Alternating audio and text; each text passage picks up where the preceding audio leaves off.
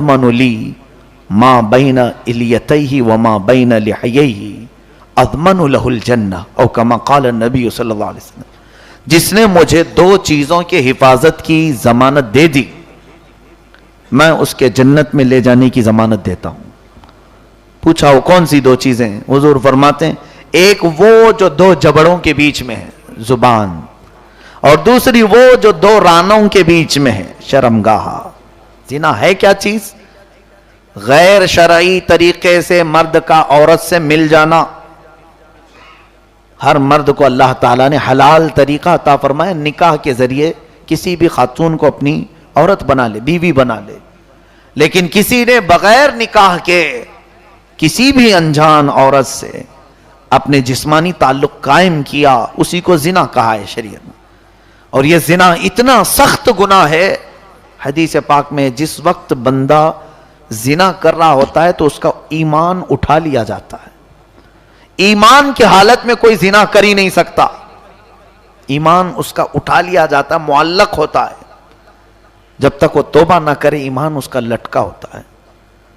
یہ بہت ہی عظیم گناہ ہے، بلکہ یہ بھی فرمایا گیا جس وقت ایک مرد اجنبی عورت جس سے اس کا حلال رشتہ نہیں، یعنی نکاح کے ذریعے سے رشتہ نہیں، غیر عورت پرائی عورت اس سے شہوت سے ملتا ہے، اللہ اکبر، فرمایا کہ اللہ کا عرش ہلنے لگتا ہے اور ملائکہ غضب میں آتے ہیں، عرض کرتے ہیں مولا اس پر پتھروں کی بارش کر دے۔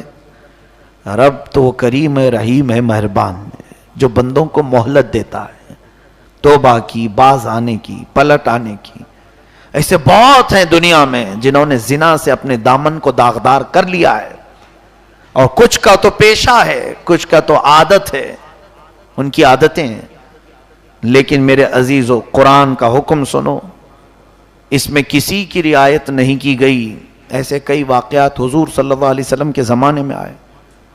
ایک خاتون تھی، وہ حضور صلی اللہ علیہ وسلم کے زمانے میں آئی، پوچھا کہ یا رسول اللہ صلی اللہ علیہ وسلم مجھ سے زنا ہو گیا ہے، کیا کروں؟ کہا شادی شدہ؟ کہا ہاں، پتھروں سے ہلاک کیا جائے گا۔ اس نے کہا کہ مجھے منظور ہے، مجھے پاک کر دیجئے۔ وہ خواتین تھی اس زمانے کی، انہیں ڈر تھا کہ آخرت میں کیا سزا ہوگی۔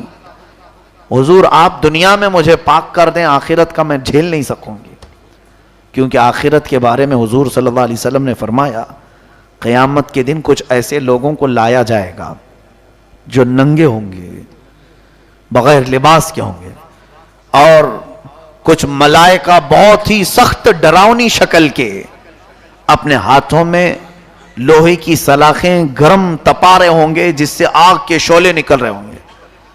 وہ لوہے کی سلاخیں تیزی سے لا کر ان کی شرمگاہوں میں ڈالیں گے، جس سے وہ پوری چیخ ایسی ماریں گے کہ اہل محشر ہلنے لگیں گے، سب ڈر جائیں گے، اور پوچھا جائے گا یہ کون لوگ ہیں جن کو اتنی سخت سزا دی جا رہی ہے محشر میں؟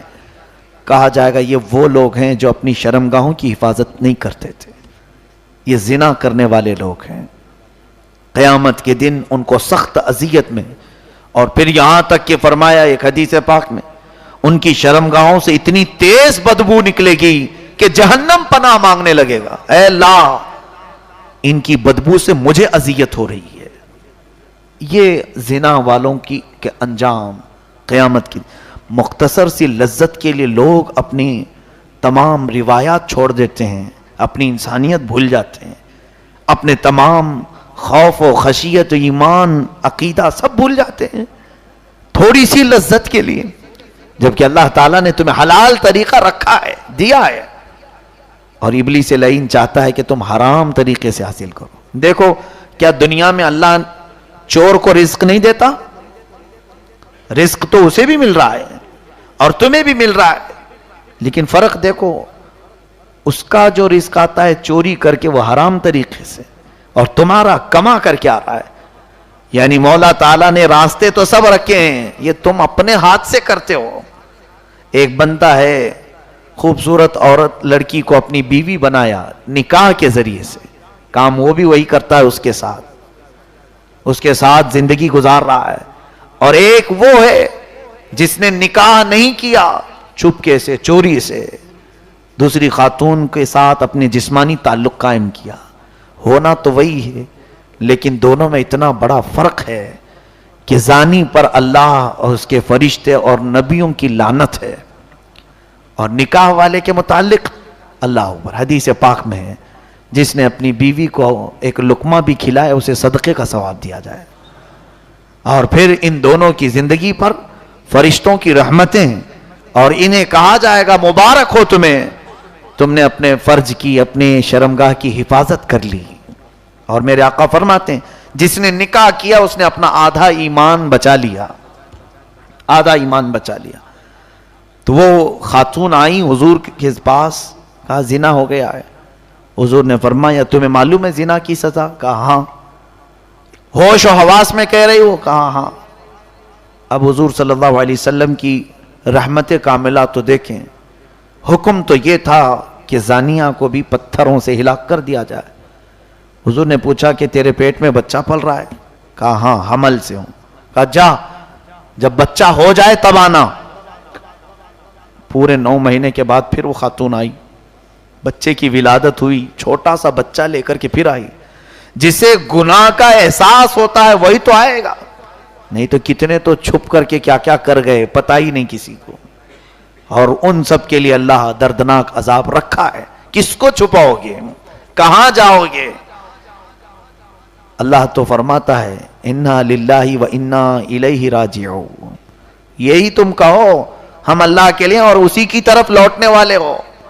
اور پھر کئی جگہ قرآن میں فرماتا ہے ثم الینا ترجعون، تم پھر ہماری طرف پلٹائے جاؤ گے، تمہیں ہماری طرف لایا جائے گا۔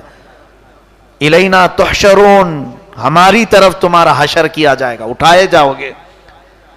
اب وہ خاتون بچے کو لے کر کے آئی، کہا یا رسول اللہ صلی اللہ علیہ وسلم آپ نے فرمایا تھا بچہ ہونے کے بعد آ جاؤ، بچہ ہو گیا ہے، اب مجھے جو سزا ہے اسلامی دے دی جائے۔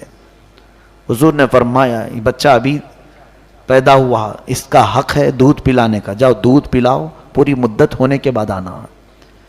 2 سال وہ دودھ پلائی بچے کو، پھر اپنے بچے کو لے کر حضور کے پاس آئی اور کچھ چیزیں سامنے لے کر کے آئیں، پھول اور کچھ کوئلے آگ کے، اور اس بچے کے سامنے رکھے تو بچہ پھول اٹھانے لگا، کہنے لگی یا رسول اللہ صلی اللہ علیہ وسلم اب میرا بچہ غلط اور صحیح کو پہچاننے کے قابل بھی ہو گیا ہے، دودھ تو چھوڑ ہی چکا ہے، اب یہ میرے بغیر بھی رہ سکتا ہے، لہذا مجھے پاک کر دیا جائے، مجھے اب پاک کر دیا جائے جو مجھ سے گناہ ہوا۔ اس بچے کو دے دیا گیا۔ اب اس خاتون کو حضور نے صحابہ کے حوالے کیا۔ جبل انم مدینے میں آج بھی وہ پہاڑی موجود ہے جہاں پر لے جایا جاتا تھا اور سنگساری کی جاتی تھی۔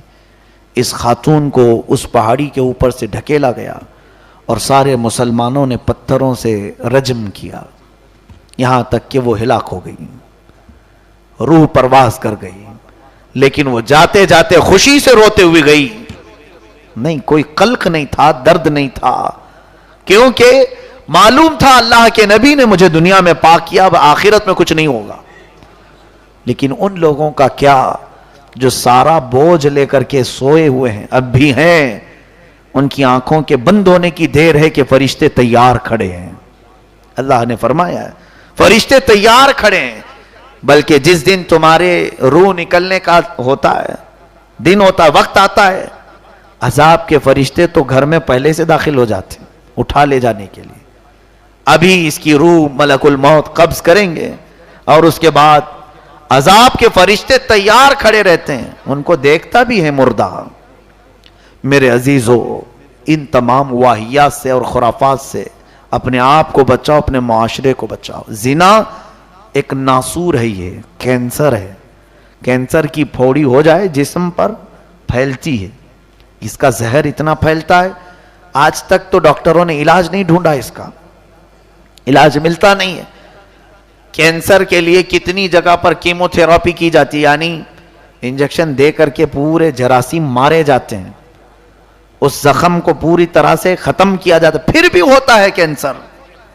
جیسے کینسر ہوتا ہے دیکھا ہے نا آپ نے، وہ زندگی بھر نہیں چھوڑتی بیماری۔ زنا پورے معاشرے کے لیے کینسر ہے.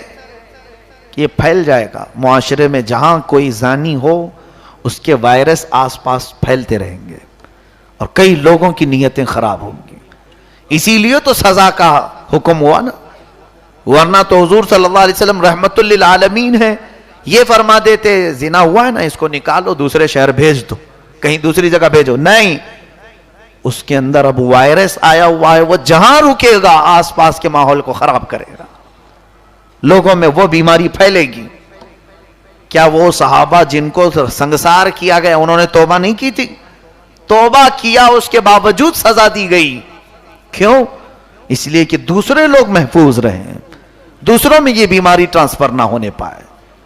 آج ہمارے حالات جو بگڑے ہوئے ہیں, ہمارے گھروں کی عزتیں سلامت کیوں نہیں؟ اس لیے کہ ہماری دوستیاں, ہمارے تعلقات ایسے زانیوں سے ہیں, ایسے بدکاروں سے ہمارے کھلے تعلقات ہیں, بہت سارے گہرے تعلقات ہیں.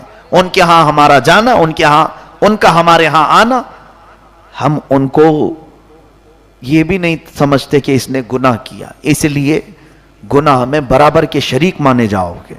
جس وقت اللہ کا عذاب آئے گا اس میں سارے لوگوں پر عذاب آئے گا.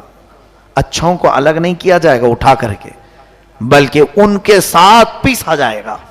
کیونکہ تمہارا قصور کیا ہے؟ یہ دیکھ کر کے خاموش رہتے تھے, ان کے ساتھ دوستی رکھتے تھے. اور یہ ایک بات میں نے اس سے قبل بھی کہا ہے, سود خور, زانی, جواری ہمارے محلے میں پنپتے ہیں. ان کو سدھرنے کا موقع کیوں نہیں ملتا؟